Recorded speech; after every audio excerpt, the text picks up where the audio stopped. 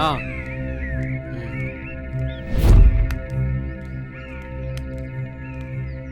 బావే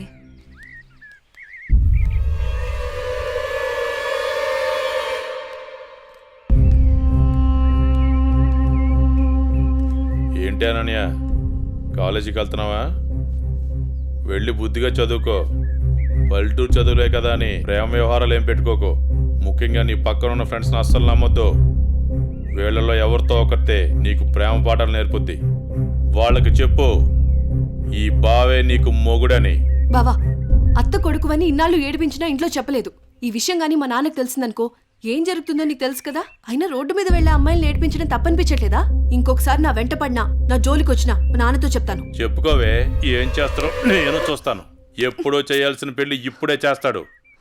పెళ్లికి ముందు అందరూ అదేదో చెప్పుకుంటారు కదా, అదే I love you, I love you. ఇప్పుడు చెప్తున్నాను, ఐ లవ్ యూ. దొంగ సచ్చినోడు.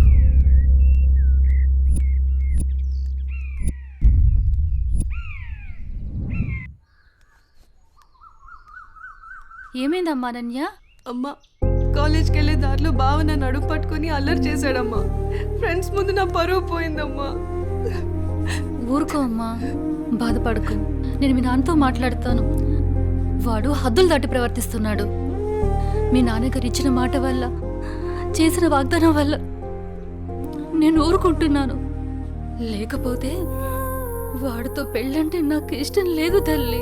నేను ఇక్కడుండి చదువుకోలేనమ్మా, సిటీకి వెళ్ళి చదువుకుంటానమ్మా. నాన్నకి చెప్పి నువ్వే ఏదోలా ఒప్పించాలమ్మా, ప్లీజ్. నువ్వంటే మీ నాన్నకి ప్రాణం. చిన్నప్పటి నుంచి ఒక్కరోజు కూడా నేను వదిలి ఉండలేదు. ఆయన ప్రాణం విలవెల్లాడిపోతుంది. అలాంటిది నువ్వు పట్నం వెళ్ళి చదువుకుంటానంటే ఆయన గుండె తట్టుకోగలుగుతుందా? అమ్మా ప్లీజ్ అమ్మా, నేను ఈ బాధను అనుభవించలేను.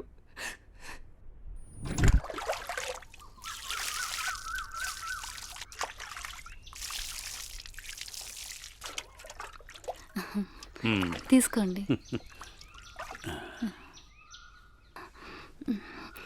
ఏమండి, మన అమ్మాయిని ఇక్కడ ఉంచి చదివించడం నాకు ఇష్టం లేదు. అందరి పిల్లలు పట్నంపై చదువుకుంటున్నారు. మన అమ్మాయి అనన్యని కూడా సిటీకి పంపించి చదివిద్దామండి. మీరేమంటారు? ఆలోచిద్దాం.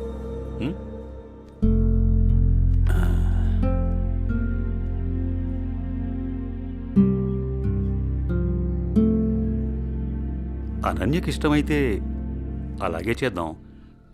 కానీ అమ్మాయిని వదిలి మనం ఉండగలమా? ఆలోచించు. ఆలోచించేది ఏముందండి, మన అమ్మాయి బాగా చదివితే అది మనకు మంచిదేగా. అమ్మాయి ఇష్టాన్ని మనం కాదనలేముగా అండి. అలాగే, నీ ఇష్టం.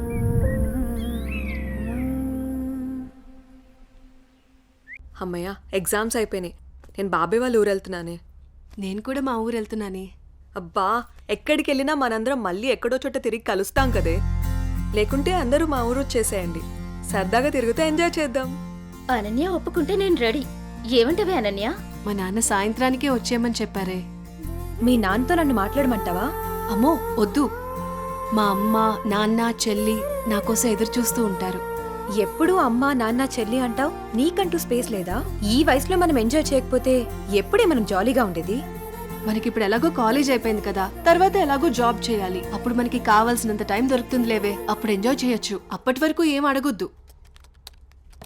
సార్, బాస్ పిలుస్తున్నారు. నేను వస్తాను, వెళ్ళు. Okay sir.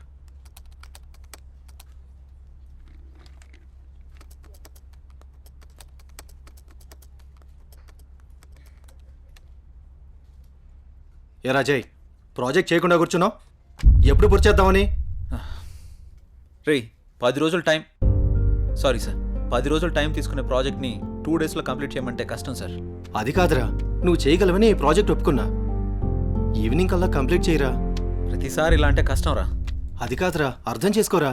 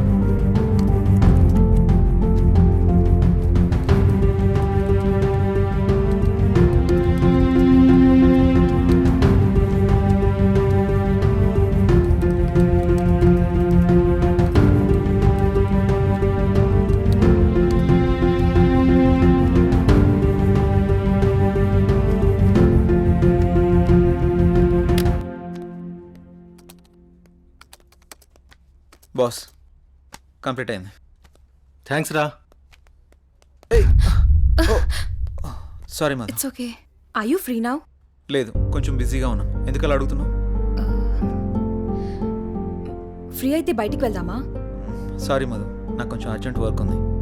బాయ్. సరే. రే మహేష్, సారీ రా, ఏమనుకోకు.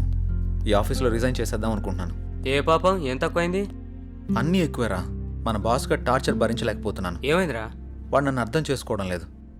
అందుకే రిజైన్ చేద్దామని ఫిక్స్ అయ్యాను. పైగా వాడు నేను మంచి ఫ్రెండ్స్ కదా, అందుకని. సరే నీ ఇష్టం కానీ. థ్యాంక్స్ రా.